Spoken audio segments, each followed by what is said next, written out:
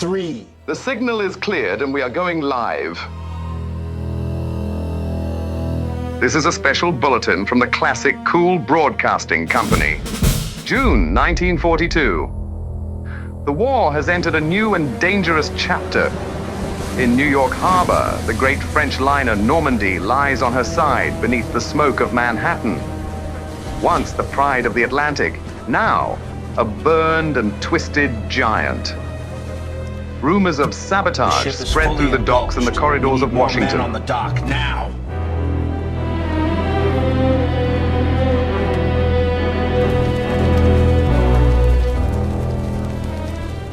In France, Pierre Laval returns to power in Vichy. Marshal Pétain's government moves even closer to Berlin as collaboration with Nazi Germany deepens across occupied Europe. Far from the Atlantic, another storm is gathering in the Pacific. Near a tiny atoll called Midway, American and Japanese fleets collide in one of the most decisive naval battles of the war. Within a matter of hours, Japan loses 4 aircraft carriers. The balance of power in the Pacific has begun to change. And while the world watches the oceans, another operation is quietly taking shape. Across North Africa, American diplomats, intelligence officers, and secret observers move through Casablanca, Algiers, and Tangier. Officially, they are vice consuls, businessmen, or journalists. Unofficially, they are preparing the ground for war. November 1942. Operation Torch begins. Allied forces land in North Africa, Casablanca, Oran, and Algiers. The Mediterranean trembles beneath the sound of invasion fleets.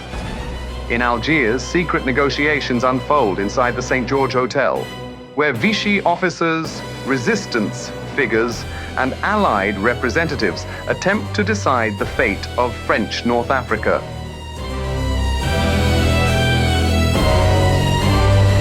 In Toulon, the French fleet is scuttled by its own officers rather than fall into German hands.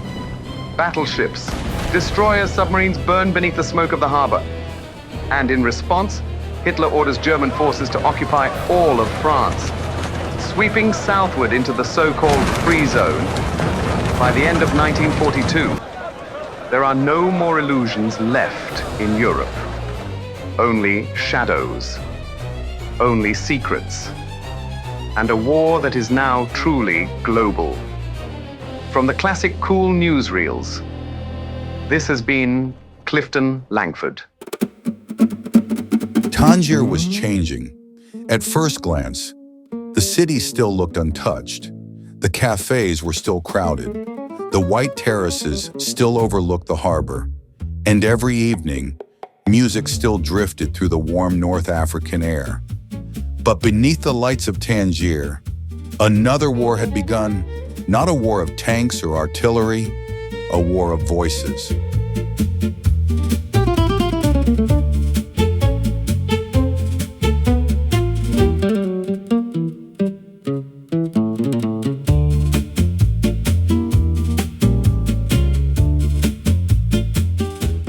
Berlin understood it before most people did. The Germans no longer wanted only to conquer territories. They wanted to conquer the air itself. Across the Arab world, radio had become a weapon, and somewhere inside a luxurious villa in Berlin, the Grand Mufti of Jerusalem now spoke directly into microphones provided by the Reich. His speeches traveled across deserts, ports, cafés, military barracks, and hidden radios throughout North Africa and the Middle East. The Germans hoped those voices would ignite something far larger. Resentment, revolt, chaos behind Allied lines. Brothers of the And East. Tangier had quietly become one of the relay points. Officially, the new radio installation planned near the German consulate was described as a simple communications project. Unofficially, everyone knew exactly what it was meant for. That was when Ingrid Fischer entered our lives. I first saw her crossing the courtyard of the German consulate shortly before sunset. Elegant, reserved, always carrying files close against her chest. At first, she looked like any other diplomatic secretary trapped inside the machinery of war. She was far more than that.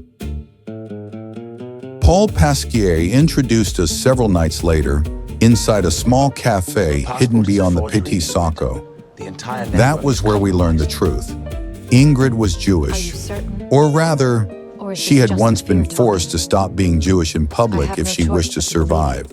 She despised the Nazis, despised Hitler, and every day inside the consulate, she quietly copied reports, schedules, frequencies, and construction plans before passing them through Pasquier's network. From there, the information eventually reached London and us. The documents confirmed our fears.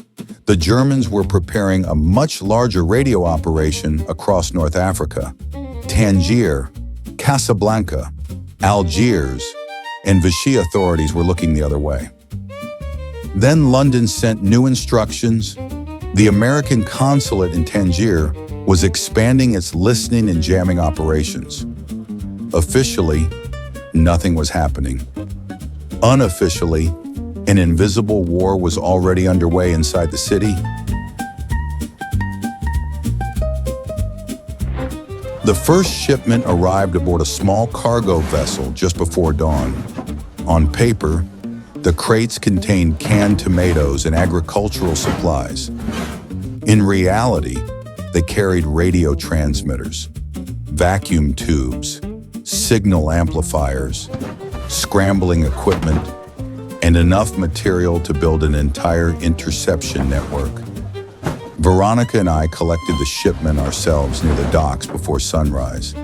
Tangier was still half asleep. Only fishermen, dock workers, and smugglers moved through the fog. We loaded the crates into old delivery trucks provided through discreet American channels. No uniforms, no escorts, no attention. That was the rule in Tangier. The less visible something appeared, the more important it usually was. For nearly 2 weeks, the consulate transformed itself behind closed doors. Rooms once used for diplomatic receptions became listening stations filled with wires, antennas, and headphones. Operators monitored German naval traffic through entire nights, convoys, aircraft movements, fuel shipments, encoded diplomatic transmissions, and sometimes silence itself became important, because silence often meant that something larger was about to happen. At the same time, the German radio installation near the consulate suffered a remarkable series of technical delays. Generators failed, frequency regulators disappeared, critical components burned unexpectedly. Nobody could explain why, except Ingrid.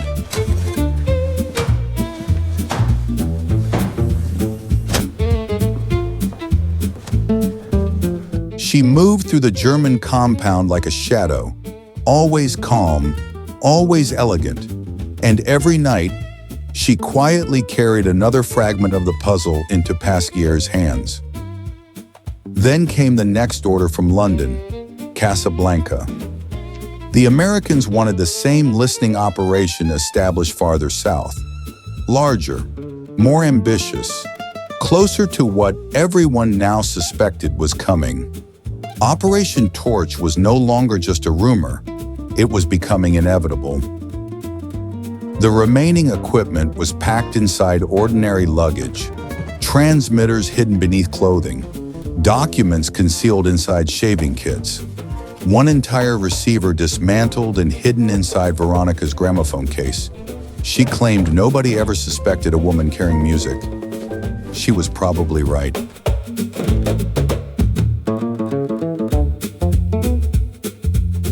The night before our departure, we met Paul Pasquier one last time at Dean's Bar. The place was crowded with diplomats, journalists, Vichy officers, and men pretending to be none of those things.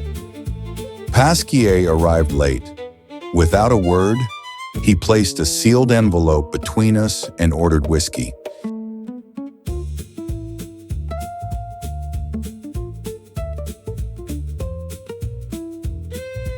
Then he smiled, a dangerous smile. Inside the envelope was a forged directive supposedly transmitted directly from Berlin to Herbert Neuring, the German consul in Tangier. The instructions ordered him to send his secretary, Ingrid Fischer, discreetly to Casablanca in order to deliver a sealed diplomatic envelope to the German consul there. Under no circumstances was the envelope to be opened. Under no circumstances was the mission to become public. It was perfect, because men like Neuring trusted official paper far more than human beings. 2 nights later, Ingrid boarded the same coastal steamer as Veronica and me. Officially, we barely knew each other. Unofficially, every person aboard that ship was carrying secrets. The crossing south felt strangely calm. Too calm.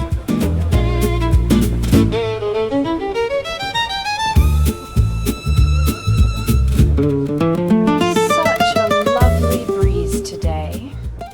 At the bar that evening, Veronica and I noticed a German officer seated several stools away, pretending to read a newspaper while quietly listening to our conversation. He never once looked directly at us. Professionals rarely do. Still, his reflection remained visible in the mirror behind the bottles. Watching, waiting, listening. So we spoke softly the rest of the night, mostly about nothing. Music, weather, Casablanca hotels, the kind of conversation people invent when the truth becomes dangerous. I hope you didn't forget my name. At sunrise, Casablanca finally appeared through the Atlantic mist, larger than Tangier, rougher, more restless. The war already felt closer there.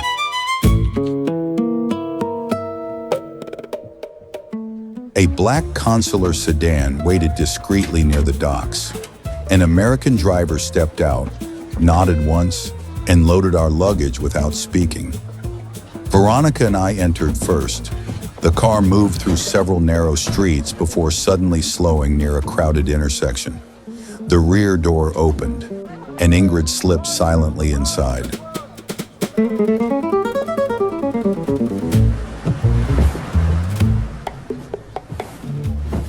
Seconds later, the sedan disappeared back into traffic. An aircraft bound for Lisbon was already waiting outside the city.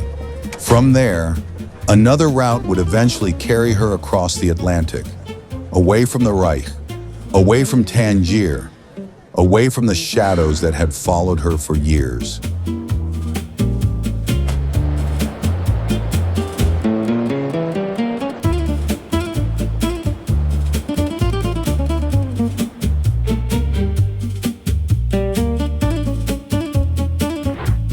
Several weeks later, Ingrid Fischer arrived in Washington, and for the first time since the war had begun, she no longer needed to hide her real name.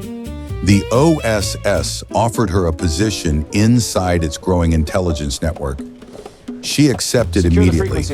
Veronica later told me Ingrid became one of the most efficient analysts they ever recruited. Funny how history works sometimes. The people Hitler tried hardest to erase often became the very people who helped destroy him.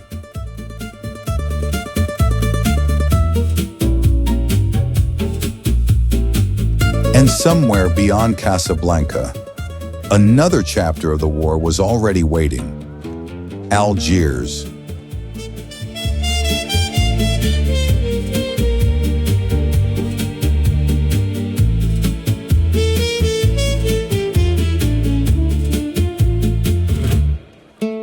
Tangier, 1942.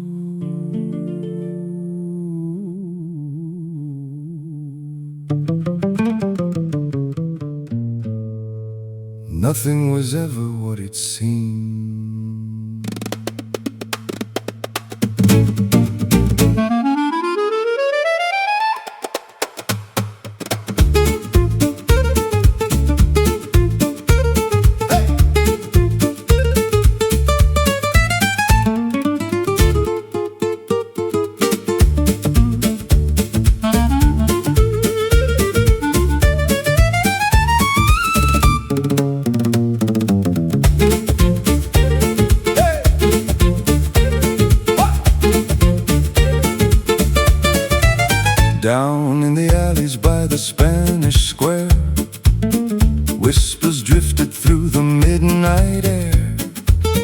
German voices on the radio line, selling the shadows one lie at a time. Silver moon over the harbor light, spies in the cafés hiding in plain sight. But Sterling said, darling, keep your cool. And the trumpets cried beyond the blue. Hey, hey, Tangier nights, hey, hey, secret lights, shoo-be-doo, Casablanca bound. shoo-be-doo. Don't make a sound. There was static dancing across the band, propaganda flowing through the sand. Every frequency a loaded gun, every whisper pointed toward the sun. We found the station near the Casbah wall, a hidden room behind a curtain hall. One wrong move and the game was through, but Veronica smiled like she always knew. Ride that boat, ride that train, north wind blowing through the rain. Hey, hey, Torches near, hey, disappear. from Tangier down to Casablanca Bay. We chased the ghosts before they slipped away. Under the lanterns and the harbor skies, Truth was hidden in 1,000 lies. but the sea kept calling Through the night toward the dawn. and the distant fight, Whispers before torch, shadows before dawn. and by morning we were gone.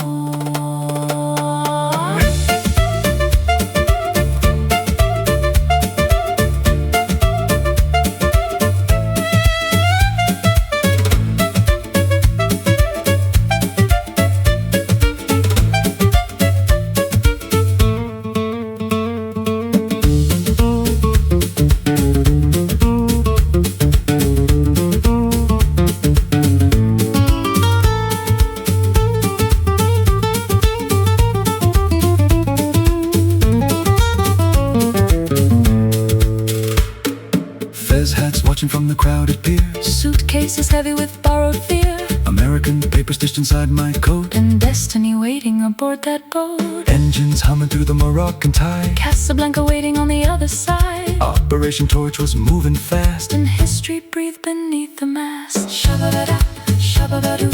Midnight sailing coming into view. Hey, hey, Don't look back, keep those footsteps off the track. From Tangier down to Casablanca Bay, we carried secrets through the fading gray. through every signal and coded song. We knew the night would not last long. Then the harbor vanished in the haze, like an old dream lost inside the waves. Whispers before torch, Hearts under fire, two shadows dancing through the wire. Tangier faded behind us, Casablanca waited ahead, and somewhere in the static, the war was changing